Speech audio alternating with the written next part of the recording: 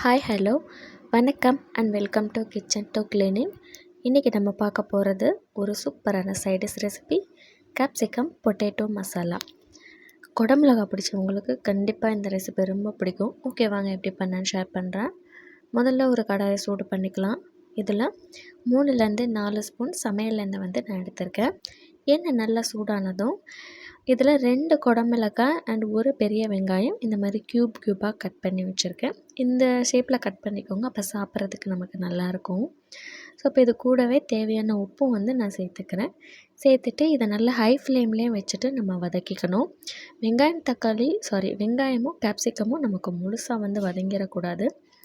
ஒரு 40 to 50% தான் cook ஆகணும். நல்லா நமக்கு க்ரன்ச்சியாக இருக்கிற மாதிரி இருக்கணும், இல்லை வாயில் கடிப்படுற மாதிரி. ஸோ அதுதான் நமக்கு இந்த மசாலா கூட சாப்பிட்றதுக்கு நல்லாயிருக்கும். ஸோ ஃபுல்லாக நம்ம வதக்கிடக்கூடாது. இந்த அளவுக்கு லைட்டாக நமக்கு ப்ரௌன் கலர் மாதிரி வரும். இந்த அளவுக்கு நமக்கு வதக்கிக்கிட்டால் போதும். இப்போ அதை வெளியில் எடுத்துக்கலாம் நம்ம. இப்போ சேம் அதே ஆயில்லையே நான் ஒரு 2 உருளைக்கிழங்க பாயில் பண்ணி வச்சுருக்கேன், அதையும் சேர்த்துக்கிறேன். உருளைக்கிழங்கு ஃபுல்லாக 100% பாயில் பண்ணக்கூடாது, அப்போ மசிஞ்சிரும். ஒரு 60 to 70% நல்லா வேக வச்சுக்கணும். அப்போ தான் நமக்கு க்யூபாக கட் பண்ணுறதுக்கு வரும். ஸோ அந்த மாதிரி கட் பண்ணிவிட்டு நம்ம இந்த ஆயிலில் சேர்த்துட்டு நல்லா இந்த ப்ரௌனாக வர அளவுக்கு ஃப்ரை பண்ணி எடுத்துக்கணும். ஆயிலெல்லாம் அப்சர்வ் பண்ணிவிட்டு நமக்கு நல்லா கொஞ்சம் மேலே இருக்க லேயர்லாம் கிறிஸ்பியாக மாறி வரும். ஸோ இந்த அளவுக்கு நம்ம ஃப்ரை பண்ணிவிட்டு உருளைக்கிழங்க வெளியில் எடுத்து வச்சுக்கலாம். அடுத்தது இதுக்கு ஒரு மசாலா அரைக்கணும்.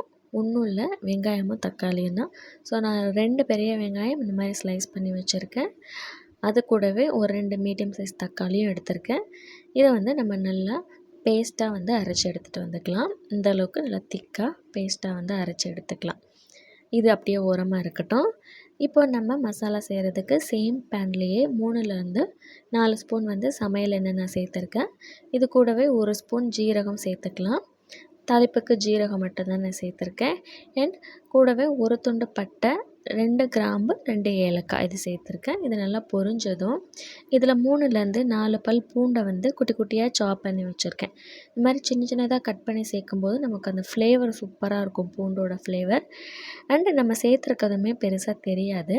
இப்போ இந்த பூண்டை ஆயிலே நம்ம நல்லா வதக்கிக்கலாம். பூண்டு நல்லா வாசம் நம்ம கலர் மாதிரி வதங்கணும், அந்தளவுக்கு வதக்கிக்கணும். பூண்டை இந்த அளவுக்கு நம்ம வதக்கிக்கணும். இதுக்கப்புறமா இது கூடவே வெங்காயம் கொஞ்சமாக நான் கட் பண்ணி சேர்த்துருக்கேன். ஒரு பெரிய வெங்காயத்தில் கால்வாசி தான் நான் கட் பண்ணி சேர்த்துருக்கேன். இது ஜஸ்ட் தாளிப்புக்காக தான். ஏன்னா ஆல்ரெடி நம்ம வெங்காயம் வேறு நம்ம அரைச்சி வச்சுருக்கோம் இல்லையா, ஸோ நிறைய சேர்க்க தேவையில்லை. கொஞ்சமாக மட்டும் சேர்த்துட்டு இது நல்லா வதக்கி விட்டுக்கலாம். இப்போ இது கூடவே நம்ம அரைச்சி வச்சுருக்கிற வெங்காயம் தக்காளி பேஸ்ட்டை சேர்த்துக்கலாம். இதுலேயே நான் மிக்ஸி ஜாரை கழுவிட்டு ஒரு 1/2 கிளாஸ் தண்ணியும் கூட தான் சேர்த்துருக்கேன். அண்ட் இதில் 1 ஸ்பூன் மிளகாய்த்தூள் அண்ட் 1/2 ஸ்பூன் கரம் மசாலா சேர்த்துருக்கேன். இது கூடவே உங்களுக்கு வேணும்னா கலருக்காக காஷ்மீரி சில்லி பவுடர் இருந்தாலும் நீங்கள் சேர்த்துக்கலாம். இன்றைக்கி நான் அது சேர்க்கலை, வெறும் தனி மிளகாய்த்தூளும் கரம் மசாலா மட்டும்தான் சேர்த்துருக்கேன். இதை சேர்த்துட்டு நல்லா கலந்துக்கோங்க. இது பார்க்குறதுக்கு இப்போ உங்களுக்கு தண்ணியாக இருக்கிற மாதிரி தான் இருக்கும். ஏன்னா நம்ம வெங்காயம் தக்காளி பச்சையாக தான் அரைச்சிருக்கோம் இல்லையா, ஸோ அதோட பச்சை வாசம்லாம் நமக்கு நல்லா போயிட்டு குக் ஆகணும். அப்போ தான் கிரேவியோட ஃப்ளேவர் நல்லாயிருக்கும். அதனால நான் ஒரு 1/2 கிளாஸ் தண்ணி மட்டும் சேர்த்துருக்கேன். இதை மூடி போட்டு நல்லா 5 நிமிஷம் நம்ம ஒரு மீடியம் ஃப்ளேம்லேயே குக் பண்ணணும். அப்போ தான் அந்த தக்காளி வெங்காயத்தோட ரா ஸ்மெல்லாம் போகும். பாருங்கள், இந்தளவுக்கு நல்லா நமக்கு எண்ணெய் பிரிஞ்சு திக்காக வரணும். திக்காக வந்துச்சுன்னா தான் நமக்கு நம்ம சேர்த்துருக்க மசாலாவோட ஃப்ளேவர்ஸ் எல்லாமே நல்லா இறங்கிட்டு வெங்காயம் தக்காளியோட அந்த ஃப்ளேவர் எல்லாம் நமக்கு நல்லா வரும். ராஸ்மெல் எல்லாம் நல்லா போயிட்டுருக்கும். இப்போ இந்த ஸ்டேஜில் நம்ம வதக்கி வச்சுருக்கோம் இல்லையா, வெங்காயம், குடமிளகாய், பொட்டேட்டோ இது எல்லாத்தையும் சேர்த்துக்கலாம். சேர்த்துட்டு இதில் இப்போ நம்ம டிஷ்ஷுக்கு தேவையான உப்பும் சேர்த்துக்கணும். நான் ஆல்ரெடி பொட்டேட்டோவில் உப்பு சேர்த்துருக்கேன். இந்த குடமிளகாய் நம்ம வதக்கும் போதுமே உப்பு சேர்த்து தான் வதக்கியிருக்கோம். அதெல்லாம் பார்த்துட்டு நம்ம உப்பை சேர்த்துக்கலாம். இதுலேயே ஒரு 1/2 கிளாஸ் தண்ணியும் நான் சேர்த்துருக்கேன். ஏன்னா அதை நம்ம திரும்ப குக் பண்ண போகிறோம்.